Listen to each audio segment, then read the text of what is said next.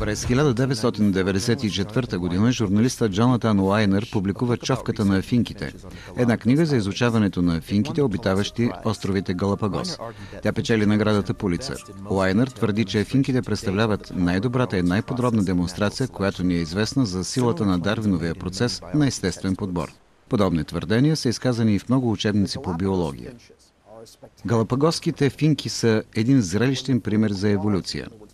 Когато качеството на храната, или с други думи, вида на наличната храна се промени в резултат на суха или пък дъждовна година, или нещо подобно в продължение само на няколко години, може да се наблюдават драматични промени в размерите на човките в различни популации. Естественият подбор може да предизвика изменения в структури като човката в една посока като резултат от натиска на подбора, и то не само достатъчно бързо, колкото е необходимо за теорията на Дарвин, но дори 50 до 100 пъти по-бързо от това. Една голяма суша може да бъде причина за смъртта на много финки и да оцелеят само тези с по-големи човки. Така че в следващото поколение средният размер на човката е по-голям.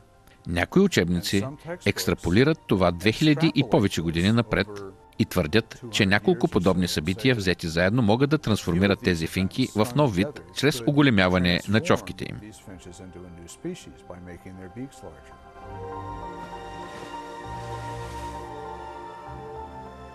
Вижте, нещата около човките на финките определено са интересни. Няма спор за това. Въпросът е, може ли това да бъде екстраполирано или представлява циклична вариация?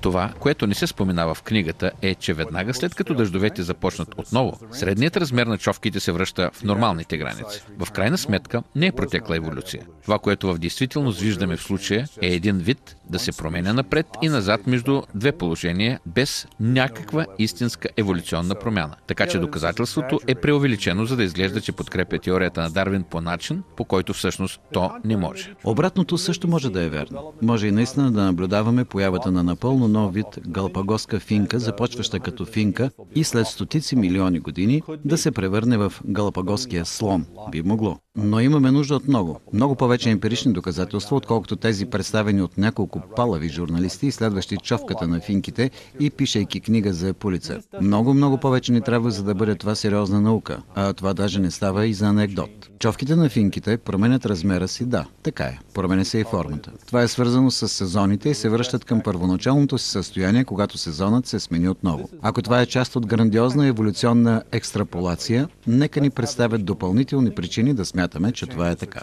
Промените са временни. Те се колебаят напред и назад между две състояния и не водят на никъде. И така, като доказателство за произхода на нови видове, Дарвиновите финки наистина не стават. Критици на теорията на Дарвин казват, че човките на финките предоставят едно добро доказателство за микроеволюцията. Малки промени вътре в един вид или набор от генетичен материал. Но това само по себе си не е доказателство за макроеволюция, която се занимава с произхода на изцяло нови организми и телесни системи. Микроеволюцията е нещо, което можем да демонстрираме в лабораториите си в реално време. Организмите се променят под въздействието на околната среда. Екстраполацията до макроеволюция отива твърде далеч отвъд реалното.